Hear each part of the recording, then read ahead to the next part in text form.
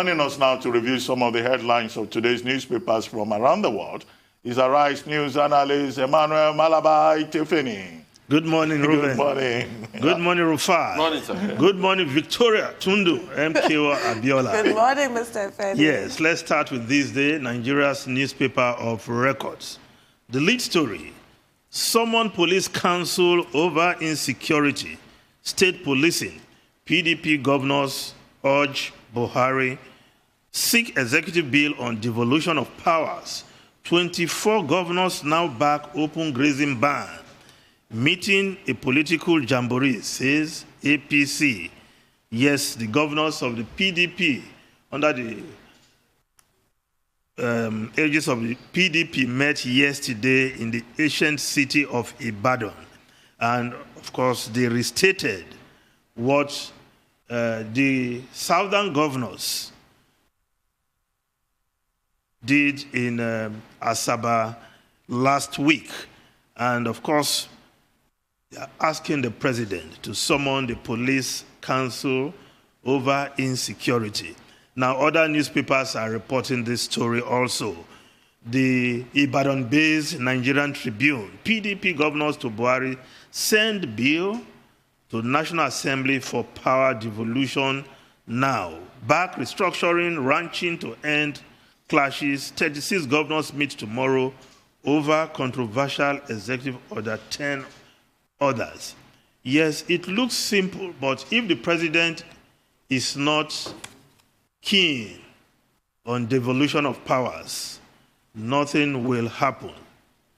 If the National Assembly and its leadership are not keen on devolution of powers, nothing will happen. So it's a call, but we'll see how the president will respond to this. The governors, the southern governors, are also planning to meet with the president when he returns from his trip to France. So let's hope that with this barrage of clamor and calls for something to be done about restructuring is part of the APC program we must recall. We hope the president will listen and do something, but we have just 2 years down the line for him to remain on the saddle. If nothing is done by this year in that regard, I don't see how you run that through the National Assembly and expect this president to sign anything new into law.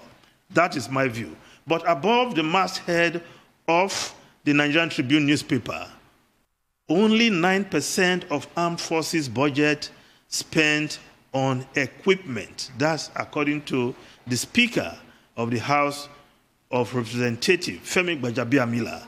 He should know, you will expect, because he sits up, he presides over budget matters also. Now, if we look at the New Telegraph newspaper now, the story beneath the photograph, federal government spent $2.6 billion on terror war in 2020. So if we spend so much in fighting terror, how was this money spent? Was it on logistics? None went into equipment?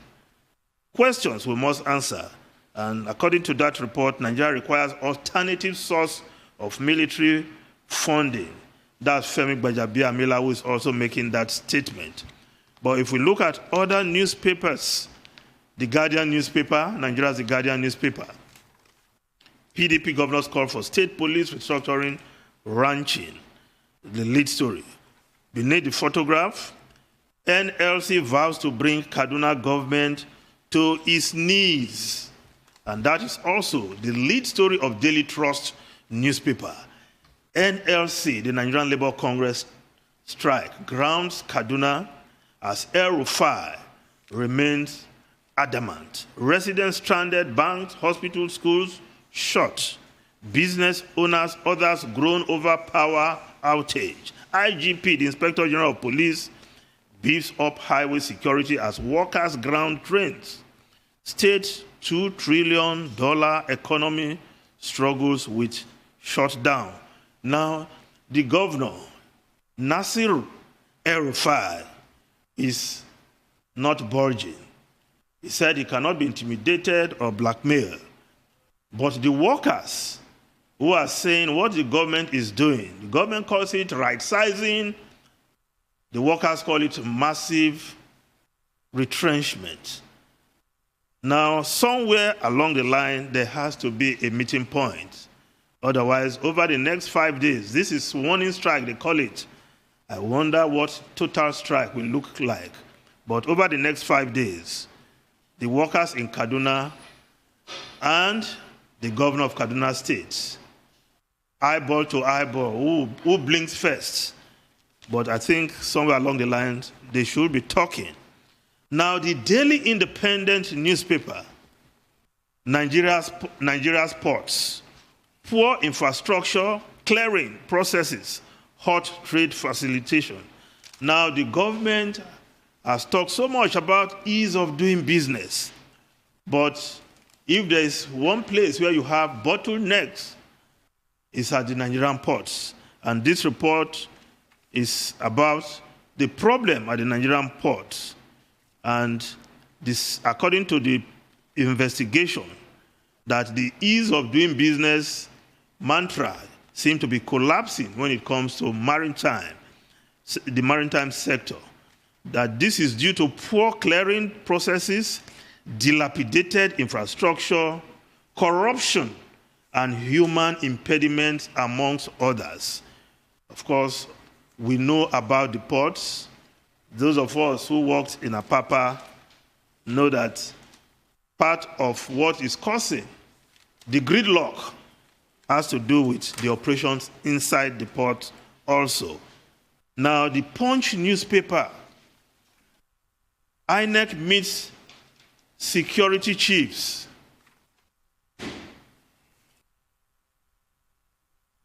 INEC meets security chiefs as bond offices rise to 21. Meeting with security agencies holds after Wednesday parley with RECs, Resident Electoral Commissioners. 2023 poll budget may rise. Commission plans to replace attacked facilities. Now, this is a worrisome development. The attack on INEC offices as well as police facilities is something we have to get to the roots of. Up till now, nobody has been arrested to get to the roots. Who are those behind these attacks? We need to do that, and I think the security agencies, the DSS, the Nigerian police, need to get to the roots of this and arrest this situation. Of course, if we just go back to the front page of this day, yet again, now the story, the window story, yes, unease in Senate as senators plot to remove Lawan. Northwest may clinch top post. Yes, the Senate President, Lawan, sometimes he speaks as if he's a member of the executive. I'm sure many of his colleagues are not comfortable with his position as making the Senate look like an appendage of the executive whenever he speaks. But of course, this story in itself emerged yesterday when a member of the House of Representatives representing Esan Northwest and Esan South East Federal Constituency, Honorable Segius Oguns, who made that declaration on this program yesterday, Robert. So this story emerged from this program yesterday, and we'll see how it pans out, whether these senators can pull it through in replacing the president of the Senate. I'm sure the presidency will be very much interested with what happens there. We'll look at the foreign newspaper very quickly. The Daily Telegraph. The Daily Telegraph of UK. Holidays to Europe with a vaccine passport. Yes, the EU countries are ready to welcome inoculated British tourists as British Airways chief calls for advance list. But if we look at the independent newspaper, the Prime Minister is delaying moves on social distancing as cases surge, especially the Indian variant.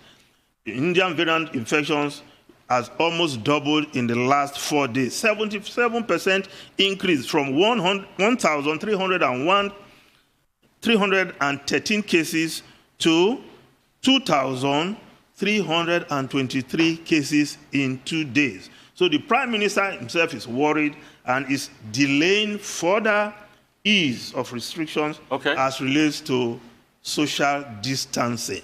Okay. Mr. Feni Alexi, very big thank you for your time. Thank you as always for your insight on the review of our national dailies.